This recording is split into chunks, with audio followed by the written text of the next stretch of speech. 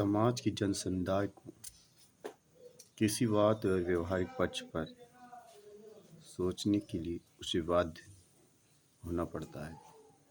किसी की त्रुटियों को समझना और बेखूबियों की निकालना किसी की बस की बात नहीं होती। किसी को अनायास सोच पर, उसके टिप्पणी पर विशेषकर ध्यान न दिया जाए। इसलिए जो समाज का समुदाय होता है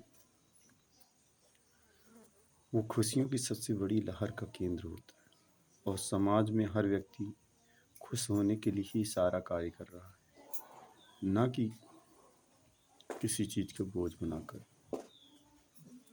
सत्यता के प्रमाण पर भी यही एक विवेचना की गई थी कि जीवन में खुशहाल समाज ही सत्य की खोज करता है और सत्य का मायने रखता है। तो अनायास किसी व्यक्ति पे रोज या कटाक्ष न रखा जाए कि वो व्यक्ति ऐसा है और वैसा है, उस पर कोई प्रश्न न उठाए। उठाते हो तो उसकी जटिलता और प्रमाण को सिद्ध करने के लिए आपके पास बेखूबियां होनी चाहिए। और एक समस्याओं का हल करने का निदान जो है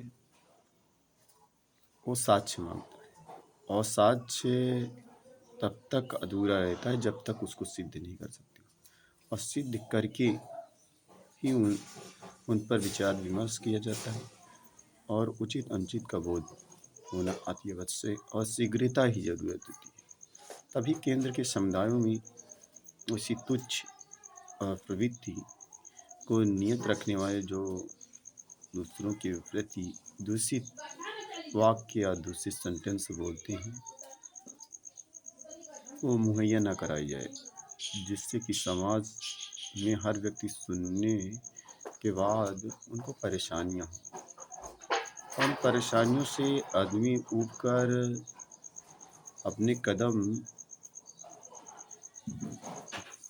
अच्छे न उठा सके, वे बुरी आदतों पर वो भी संघर्ष हो सके और ऐसा ना हो। इसलिए हर व्यक्ति को सोच समझ कर कदम उठाना चाहिए और उस पर सही विवेचना करना चाहिए, जिससे समाज के सभी समुदाय के लोग खुश रहें और खुशियों में रहकर जीवन की उल्लास भरी किरण में सोए। जैसे कि पहले व्यक्ति मिट्टी के तेल के आईने में रहकर यानी दीपक जलाकर रह लेता था, उसे इतनी खुशियाँ महसूस होती थी। आज वो लाइट में रहकर वो खुशियाँ उसे नहीं महसूस होती।